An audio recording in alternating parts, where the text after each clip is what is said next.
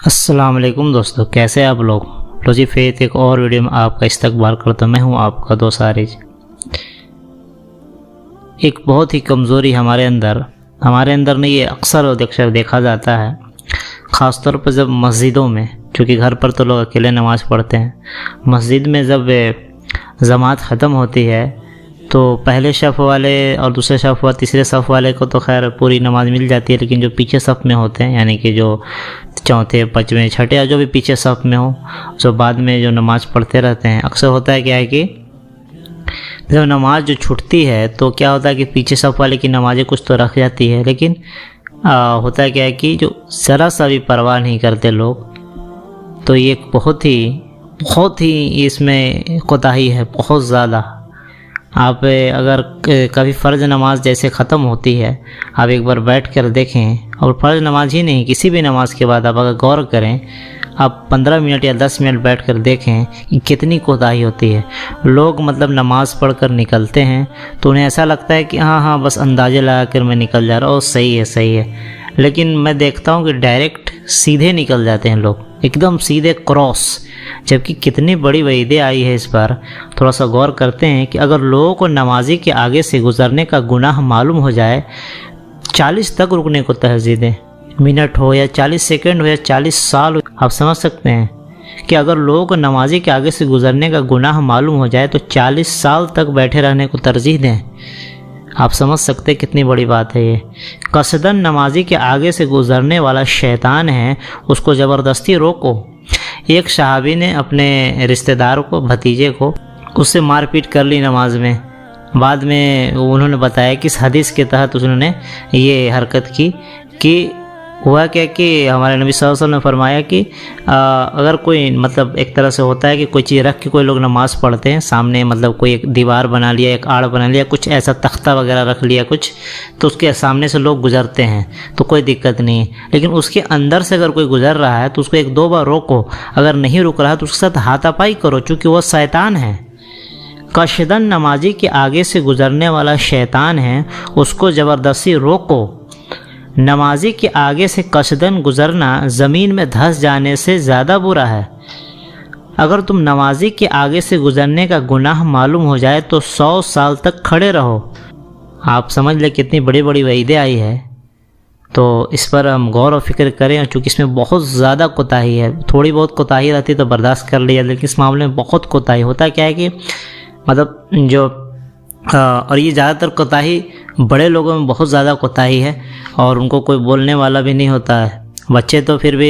ان کو کوئی بول دیتا ہے کہ نمازی ہے رک جاؤ، ادھر ادھر سے مت جاؤ، لیکن بڑے لوگوں کو کوئی جلدی بولتا ہی نہیں۔ اور ہوتا کیا ہے کہ وہ نماز پڑھ کے لوگ اٹھتے ہیں اور بس ان کو بس نکلنا ہے گیٹ سے باہر، جیسے بھی نکلیں، یہاں سے کراس کریں، یہاں سے کراس۔ میں نے کتنے بار نماز میں لوگوں کو روکا ہے ہاتھ سے، یا پھر بہت بار روکا ہے، لیکن پھر بھی کافی زیادہ اس میں کوتاہی ہے،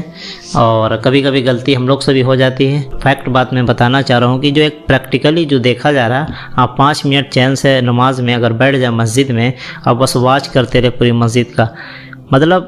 ایسا ہے کہ اس کو ایسا نہیں کہ وہ ڈائریکٹ بے دھڑک چلتا ہے، کوئی بھی نمازی بے دھڑک نہیں چلتا، لیکن وہ ہے کہ اس کو وہ ایک طرح سے دماغ کو اپنے ہوتا ہے نا کہ یہ بلی کو دیکھ کر، ایک کہاوت ہے نا، کہ کہاوت کیا صحیح ہے، بلی کو دیکھ کر کبوتر اپنی آنکھیں بند کرتی ہے، لگتا ہے خطرہ ٹل گیا ہے،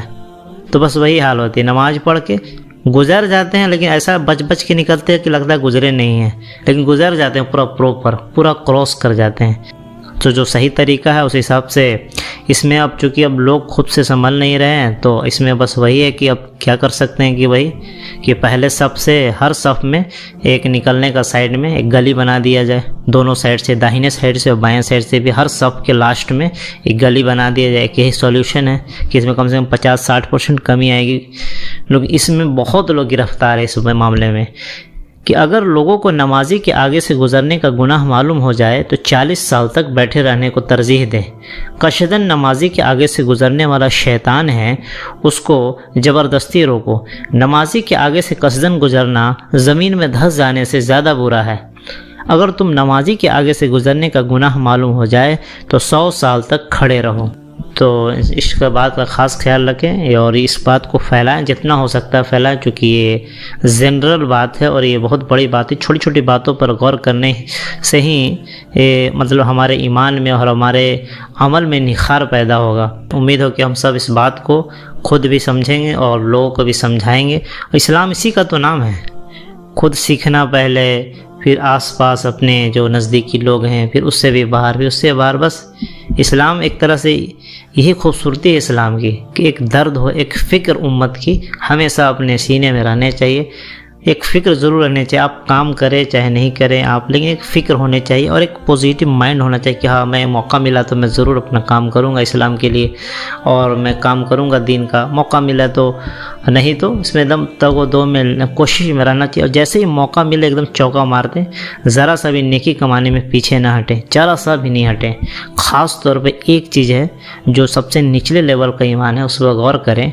کہ سب سے نچلے لیول کا مطلب طرح سے درجہ ہے ایمان کا، ایمان کی جو بہت زیادہ شاخیں ہیں، وہ سب سے اوپر کی شاخ جو ہے کلمہ کا اقرار لا الہ الا اللہ، اور سب سے نچلی جو ایک طرح سے یہ ہے کہ راستے سے کسی تکلیف دے، جیسے کہ ہو گیا آپ کو